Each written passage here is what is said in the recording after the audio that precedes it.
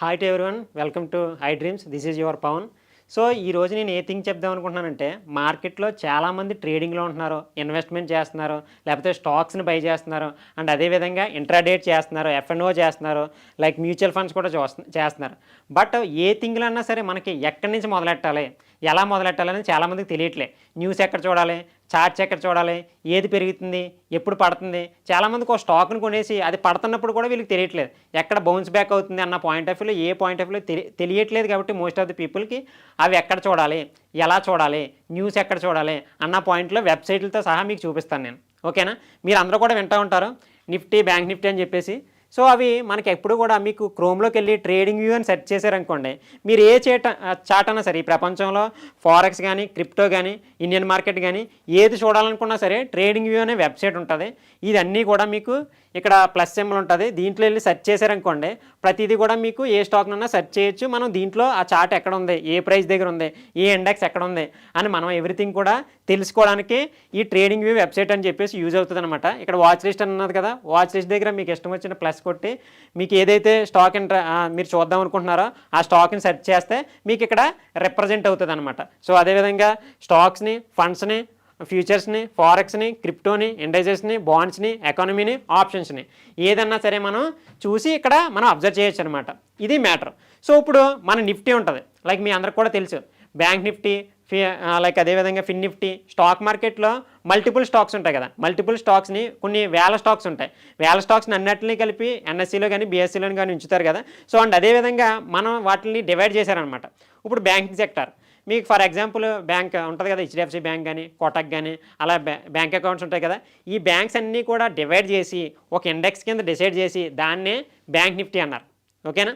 IT sector మీకు తెలుసు, IT సెక్టార్స్లో సంబంధించిన స్టాక్స్ అన్నింటిని కూడా కలిపి నిఫ్టీ ఐటీ అని చెప్పేసి డివైడ్ చేశారు.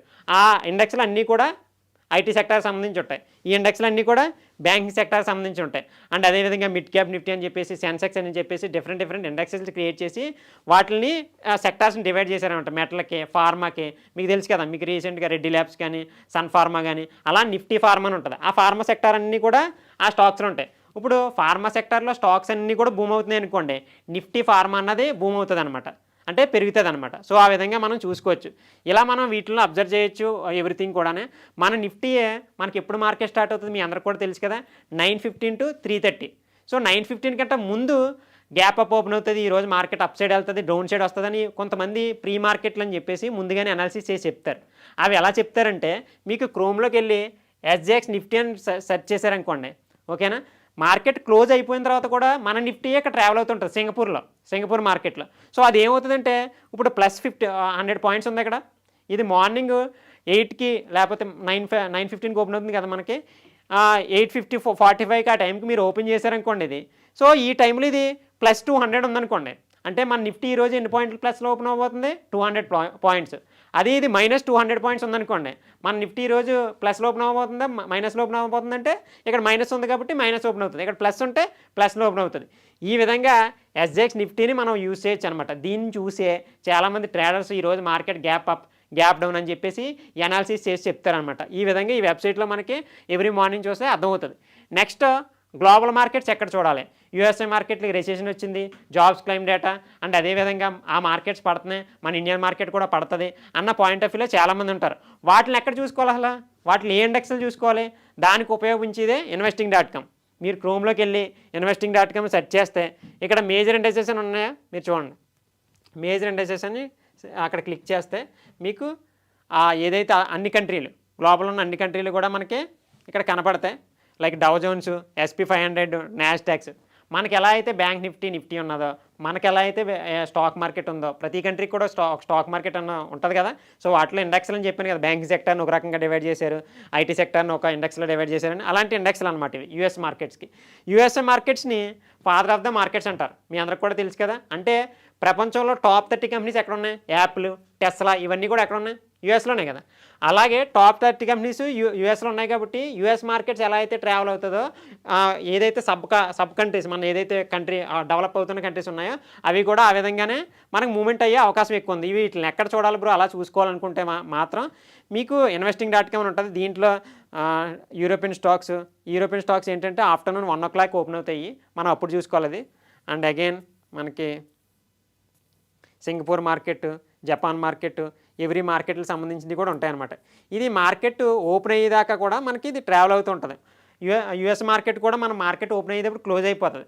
మరి మన మార్కెట్ ఓపెన్ అయినప్పుడు మనం మళ్ళీ ఏం చూడాలి బ్రో అంటే మీకు ఇక్కడ చూడండి, మనం మేజర్ ఇండైసెస్ చూసాం. ఇప్పుడు ఇండైసెస్ ఫ్యూచర్స్ చూడాలి అంటే యుఎస్ మార్కెట్స్ క్లోజ్ అయినా సరే మనకి ఎస్జెక్ట్ నిఫ్టీ ఎలా ట్రావెల్ అవుతుందో అలాగే ఇండైసెస్ ఫ్యూచర్స్లో లైక్ మనకి యుఎస్ మార్కెట్స్ ట్రావెల్ అవుతుంటాయి అన్నమాట. సో వాటిని కూడా ఇక్కడ మీరు చూడవచ్చు.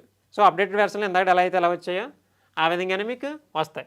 So market US markets close అయిపోయిన తర్వాత మనం చూడాల్సింది ఏంటంటే ఇండైసెస్ ఫ్యూచర్స్ అనమాట. అంటే ఆ యుఎస్ మార్కెట్ క్లోజ్ అయిపోయిన తర్వాత కూడా ఈ రన్ అవుతుంటాయి. అప్పుడు మనకి ఏమర్థం అవుతుంది, యుఎస్ మార్కెట్స్ పాజిటివ్ ఉన్నాయి, నెగిటివ్ ఉన్నదని మనం ఇక్కడ ఇండెక్స్ని చూస్తే అర్థమవుతుంది అనమాట. ఈ విధంగా మనం investment.comని మనం యూజ్ చేస్తూ ఉంటాం.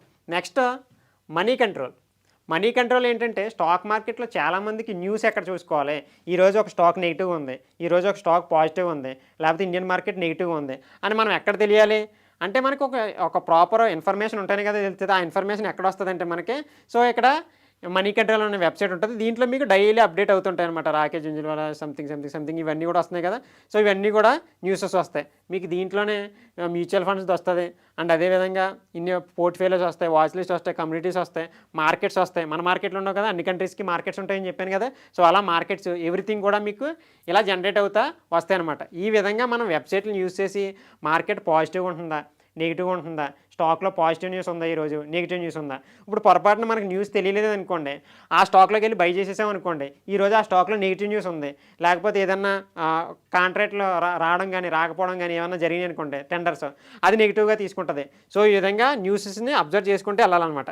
నేను పర్సనల్గా స్టాక్ మార్కెట్ని డివైడ్ చేసింది 3 టైప్స్లో డివైడ్ చేశాను. మీకు ఆల్రెడీ కూడా వేరే దాంట్లో కూడా చెప్పాను.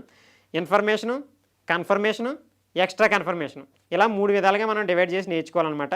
ఇదంతా కూడా ఇన్ఫర్మేషన్ మెథడ్లోకి వస్తుంది.